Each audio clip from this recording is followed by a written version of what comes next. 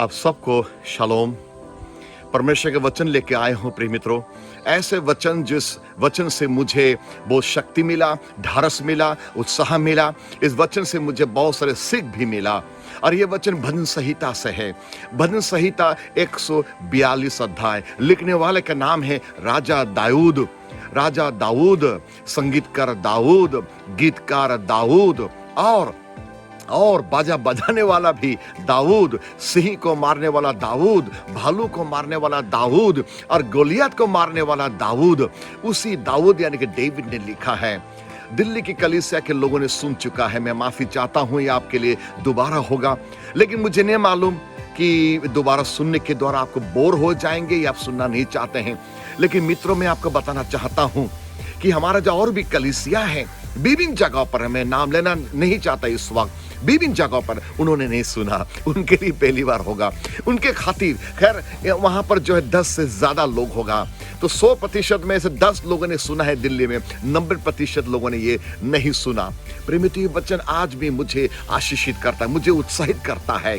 प्रेमित, दाऊद ने लिखा और ये कुछ दर्द भरी प्रार्थनाएं, दर्द भरी जो है उसको दुआएं हैं और दुआ आंसू के साथ था। दुआ जो उसके दिल से आंसू निकल रहा था, कष्ट दुख में था। आपको मालूम है साउल राजा जो इजराइल का राजा है उसके विरुद्ध हो चुका था और विरुद्ध होने का कारण ये है कि जलन जलन जलन और ऐसे जलन होने के ना कारण साउल जो है दाऊद को मारना चाह रहा था, खत्म करना चाह रहा था और आपको मालूम है बहुत बार कोशिश भी किया था। और इसलिए दाऊद भागता रहा अपने घरों में नहीं, अपने घर में नहीं, अपने पापा मामा के पास नहीं, अपने भाइयों के पास नहीं, कहां? गुफा में, जंगल में, जहां पर ना तो बिस्तर है, जहां पर ना तो ठंडी हवा लगती है, ना जहां पर कपड़े हैं, ना अच्छी भोजन मिलता है। प्रिय मित्र, कुछ नहीं, गुफा तो गुफा है। आप में से बहुत सारे लोगों ने देखा होगा। 142 अध्याय भजन संहिता खुलिए ना, देखिए वचन में क्या लिखा है। 142 अध्याय भजन संहिता। मैं यहोवा को दुहाई देता, मैं यहोवा से गिड़गिड़ाता हूं, मैं अपने शोक की बातें उससे खोल कर कहता, मैं अपने संकट उसके आगे प्रकट करता हूं। जब मेरी आत्मा मेरे भीतर से व्याकुल हो रही थी, तब तू मेरी दशा को जानता था। खुदा, जिस रास्ते से मैं जाने वाला था उसी में उन्होंने मेरे लिए फंदा लगाया। मैंने दाहिने ओर देखा परंतु कोई मुझे नहीं देखता है। मेरे लिए शरण कहीं नहीं रही, ना मुझको कोई पूछता है यहोवा, मैंने तेरी दुहाई दी है। मैंने कहा तू मेरा स्वर्ण स्थान है, मेरे जीती जी तू मेरा भाग है। मेरी चिल्लाहट को ध्यान देकर सुन, क्योंकि मेरी बड़ी दुर्दशा हो गई है। देखिए ना क्या लिखा है 6 पद का आगे। जो मेरे पीछे पड़े हैं उनसे मुझे बचा ले, उनसे मुझे बचा ले। जो कोरोना वायरस आए हैं उससे मुझे बचा ले, मेरे देश को बचा ले, मेरे दुनिया को बचा ले। प्रिय मित्रों, यही दुआ शायद दाऊद इस प्रकार करते आए हैं जैसे हम लोग आजकल कर रहे हैं, क्योंकि वे मुझसे अधिक सामर्थी है। और 7 पद में देखो क्या लिखा है, आखिरी में देखो क्या लिखा है। मुझको बंदीगृह से निकाल कि मैं तेरे नाम का धन्यवाद करूं। धर्मी लोग मेरे चारों ओर आएंगे क्योंकि तू मेरा उपकार करेगा। इस अध्याय में 1 से 7 पद में 3 भागों में भाग किया है। पहले भाग जो है पद 1 और 2, दूसरी भाग जो है पद 3 और 4, और तीसरी भाग है जो 5, 6 और 7 पद। प्रिय मित्रों, दाऊद जो है 18 साल उम्र में ही यहूदी राज्य का जो है, इजराइल राजा का जो है अधीन में बहुत बड़ा एक आर्मी का ऑफिसर का पद मिल चुका था। यही दाऊद जो है गोलियत को मारा। उसने साउल के विरुद्ध नहीं किया, बल्कि उसने यह भी बोला था, शाऊल तो परमेश्वर के अभिषिक्त हैं, मैं कैसे मार सकता हूं? परमेश्वर के अभिषिक्त लोगों को नहीं चुना। और दाऊद ने बहुत अच्छा काम किया। और उसका जो पश्चाताप था ना प्रिय मित्रों, उसका जो दुआ था ना, वो दुआ दिल से रे भाई, आंसू के साथ। एक रोना होता है जो आपके घर में किसी का मृत्यु हो जाता, ऐसा लगता है कि आशा नहीं है, खत्म हो चुका है। एक होता है रोना जब दर्द होता है, सिर दर्द, पेट दर्द, दांत की दर्द होती है, इतनी दर्द होता है, आंसू आ जाती है। तीसरा प्रकार के जो आंसू होता है प्रिय मित्रों, वो है खुशी के आंसू। हाँ, मुझे मिली है और मुझे बहुत अच्छा लगा, खुशी के आंसू। और एक आंसू जो चौथी नंबर आंसू है, वो प्रिय मित्रों, वो आंसू तो, वो जो दर्द है, वो जो आंसू है ना, रोना है, सिर्फ खुदा ही समझ सकता है। जिसके साथ हो रहा है वही सिर्फ समझ सकता है। 3 बातों को मैं आपके सामने रखना चाहता हूं इसी अध्याय से। 1 और 2 पद में जो लिखा है, उसके लिए शिक्षा मेरे लिए है कि खुदा ये कहना चाह रहा है आज हमें कि स्थिर रहो, चुप हो जाओ। भजन संहिता 46 अध्याय 10 पद में लिखा है स्थिर रहो। प्रेम में तो लिखा है चुप हो जाओ और जान लो कि मैं ही परमेश्वर हूं, मैं जातियों में महान हूं, मैं पृथ्वी भर में महान हूं। इजराइल के जाति को मूसा लेके जा रहे थे, पीछे फिरौन के सेना लोग आ रहे थे उनको मारने के लिए, और आगे समुद्र पानी, कैसे जाएं? पीछे मोड़ कर देखें तो दुश्मन आ रहे हैं मार के खत्म करने के लिए, सामने जाए वो भी मृत्यु है, पानी है, कैसे करें? जाऊं तो कहां जाऊं? और उस समय उन लोगों ने चीखे मारकर मूसा से बोला, अरे तूने हमें कहां लेके आके फंसा दिया मूसा?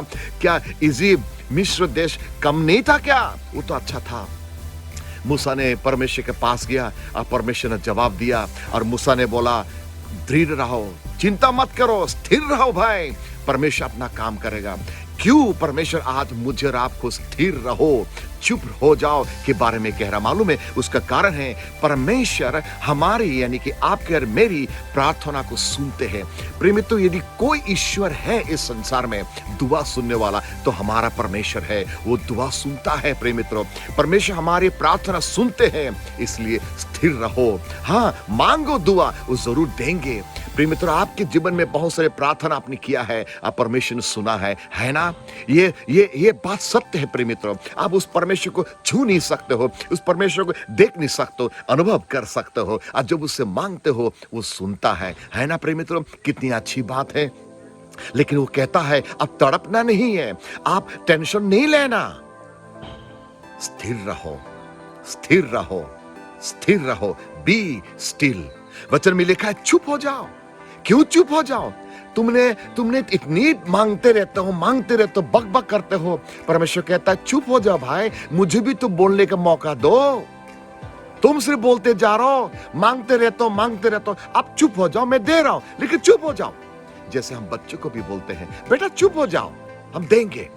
और जब बच्चे चुप रहता है, माँ बाप देता है। प्रेमी, तो यही तो बात है हमारा परमेश्वर, यही तो बात है ये हमारा परमेश्वर, ये जवाब देने वाला परमेश्वर, क्योंकि वो जी उठा है। पिछले रविवार हमने देखा है प्रभु यीशु मसीह जी उठा है। दूसरी पॉइंट आपके सामने रखना चाहता हूं, वो है खड़े रहो, स्टैंड स्टिल, खड़े रहो। प्रिय मित्र, मूसा के सामने ये बात आया, इजराइल के जाति बक बक कर रहे थे, चीखे मार रहे थे, अब भाई साहब कहां लाके फंसा दिया? पीछे मोड़ के देखो तो क्या है? दुश्मन आ रहे मारने के लिए। सामने जाओ तो पानी कहां? तो मूसा ने बोला प्रभु का उद्धार को कार्यों को देखोगे, रुक जाओ, खड़े रहो। क्यों खड़े रहना मालूम है प्रिय मित्रों? कभी कभी जो है हम परिस्थितियों से भाग जाते हैं। देखिए ना, 3-4 पद में क्या लिखा है? 3-4, जब मेरी आत्मा मेरे भीतर से व्याकुल हो रही थी तब तो मेरी दशा को जानता था। और देखो लिखा है मैंने दाहिने ओर देखा। प्रेम में तो दाहिने ओर का मतलब क्या है? दाहिना हाथ अच्छा है, आशीष है। दाहिना हाथ जो है रक्षा करता है, दाहिना हाथ आशीष देता है, दाहिना हाथ अनुग्रह का है, दाहिना हाथ अच्छा है, और दाहिना में रहने वाला जो है वो अपना होता है। प्रिय मित्रों, दाऊद ने बोला हे खुदा, मैं दाहिना ओर देखा, कोई भी नहीं है मेरे को रक्षा करने वाला, मैं क्या करूं? मैं आपके पास आया हूं। और खुदा उस समय जवाब देता है, क्या बोलता है? खड़े रहो, जहां पर हो खड़े रहो, चिंता मत करो, खड़े रहो। क्या क्यों खड़े रहेंगे? खुदा परमेश्वर हमारा परिस्थितियों को जानते हैं, खुदा हमारा परिस्थितियों को जानते हैं। God knows our circumstances. So be still, do not worry. He's going to answer your prayer. He's going to take over your problem. He is there to take care of your problem. परमेश्वर कहता है स्थिर रहो, खड़े रहो। कभी कभी ऐसा होता है ना, जब कुछ समस्या आ जाता है, भाग नहीं सकते, उस समय कहता आप खड़े रहो, कहीं जाना नहीं, हिलना नहीं है। प्रेम तो ऐसे ही है, खड़े रहो, यदि आप हिलोगे तो मरोगे। पहला क्या था? चुप रहो, यानी कि स्थिर रहो। दूसरा पॉइंट क्या था प्रिय मित्रों? खड़े रहो। तीसरा पॉइंट जो है ये बहुत मुश्किल होता है। तीसरा पॉइंट जो मुझे शिक्षा मिला वो है 5, 6, 7 पद से है, और वो क्या है मालूम है? लिखिए, वेट स्टिल, यानी कि प्रतीक्षा करो, इंतजार करो। प्रिय मित्रों, यही तो मुश्किल है, इंतजार करना। हम नहीं कर सकते। हम चाहते तुरंत प्रार्थना का जवाब मिल जाए। हाँ, कभी कभी मिल जाता है, कभी कभी नहीं मिलता। कितने सारे बीमारियों के लिए हमने दुआ किया, उन बीमारियों जो है ठीक होने में महीनों भर लग जाता है, और किसी किसी बीमारी के लिए दुआ करते हैं ना, अभी जवाब मिल जाता है ना भाई। अभी तुरंत दुआ किया, बीमार ठीक हो गए। तुरंत दुआ किया, आंखें देखने, अंधा जो है देखने लग गए। तुरंत दुआ किया, जो लंगड़ा चल नहीं सकता, लंगड़ा जो है वो चलना शुरू कर दे। प्रिय मित्र, ऐसे भी हुआ, लेकिन कभी कभी ऐसे भी नहीं होता है। परमेश्वर कहता है प्रतीक्षा करो, वेट वेट, इंतजार करो ना रे भाई, मैं काम कर रहा हूं। परमेश्वर दाऊद को कह रहा है, तू चिंता मत कर बेटा, तू तो इस इज़राइल के राजा बनने जा रहे, चुप करो, स्थिर रहो, प्रतीक्षा करो, मैं तुम्हें संभालूंगा।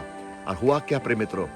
विजय दाऊद हुआ। साउल का इस प्रकार मृत्यु हुआ, अपने आप को जो है तलवार के सामने जाके मर गया, उसका बेटा, सब लोग मर गए, और परमेश्वर दाऊद को राजा बनाया। प्रिय मित्रों, परमेश्वर आपको विजयी देगा, क्योंकि आप और मैं विजयी संतान हैं। We are the children of resurrection, we are the children of victory, we are the children of hallelujah. प्रभु यीशु मसीह जी उठा है, वो कहता है चुप रहो, स्थिर रहो और इंतजार करो। परमेश्वर आपकी दुआ को सुनना चाहता है। आप कहिएगा, लेकिन वो भी कह रहा है, वो चुप तो रहो, मैं आपकी दुआ के जवाब दूंगा। प्रिय मित्रों, परमेश्वर आपको प्रेम करता है रे, वो बहुत प्रेम करता है। आप एक बार देख लो, परख कर देखो, चाक कर देखो, परमेश्वर कितना अच्छा है। प्रिय मित्रों, परमेश्वर के वचन को पढ़िए, स्थिर रहिए, इन दिनों में प्रार्थना में समय बिताइए, घुटनों में हौसला के परमेश्वर से बताइए, प्रभु मैं क्या करूं। परमेश्वर आज ही आपसे बात करेगा। आज के दिन आपका शुभ रहे, परमेश्वर आपको अगुवाई करे, आपको आशीषित करे, मेरी ये प्रार्थना है।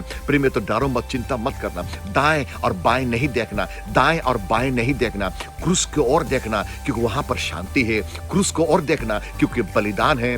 क्रूस को और देखना, क्योंकि वो क्या है? प्रेम, प्रेम का प्रतीक है। प्रेम मित्रों, ओ प्रभु यीशु मसीह आपको प्रेम करता है। वो कहता है स्थिर रहो, वो कहता है इंतजार करो, और वो कहता है खड़े रहो। परमेश्वर आप सबको आशीष दे।